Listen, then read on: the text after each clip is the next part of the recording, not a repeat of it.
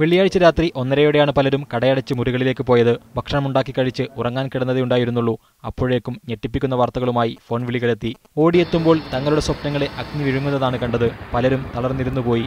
ഒരു കാരുണ്യവും കാണിക്കാതെ അഗ്നി സംഹാരതാണ്ഡവം തുടർന്നു. നെസ്റ്റോ ഹൈപ്പർ മാർക്കറ്റിന് ചുറ്റുമായി ജീവിതം കരുപിടിപ്പിക്കാനുള്ള തീവ്രശ്രമത്തിലായിരുന്നു അവർ. ഫാൻസി ഷോപ്പും പെർഫ്യൂം കടകളും മൊബൈൽ ഷോപ്പുകളും കാർഗോയും റോസ്റ്റഡ് കടകളുമായി 30ഓളം ഷോപ്പുകൾ. പലതും തുടങ്ങിയിട്ട് 1 വർഷം പോലും പിന്നിട്ടിരുന്നില്ല.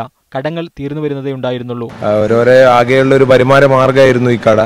അങ്ങനെയൊക്കെ നടന്നുകൊണ്ടിരിക്കുമ്പോൾ പെട്ടെന്നൊരു രാത്രി കൊണ്ട് എല്ലാം നഷ്ടപ്പെട്ട ഒരു രൂപത്തിൽ എത്തി. 3 കടകളിലായി 5 ലക്ഷത്തിലധികം റിയാലിന്റെ നഷ്ടമാണ് ഇദ്ദേഹത്തിന്. പലരും ഇതുവരെ മുറികളിലേക്ക് തിരികെ പോയിട്ടില്ല. ഒരു കടക്കും ഇൻഷുറൻസ് ഉണ്ടായിരുന്നില്ല. സ്റ്റോക്കുകൾ ഒരുപാടുണ്ട്. എൻ്റെ തന്നെ 3 കടയുണ്ട്. 3 കടയിൽ ഏകദേശം 5 ലക്ഷം റിയാലോളം സാധനങ്ങളുണ്ടാവും. കാർഗോയിലെ 1500 കിലോ സാധനങ്ങൾ നശിച്ചു.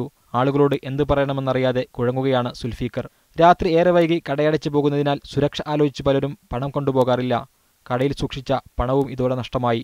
അകത്തു കയറാൻ സമ്മതിച്ചാൽ ബാക്കി സാധനങ്ങളെങ്കിലും എടുക്കാമായിരുന്നു. Sajid Arattupuzha, media 1, Dammam.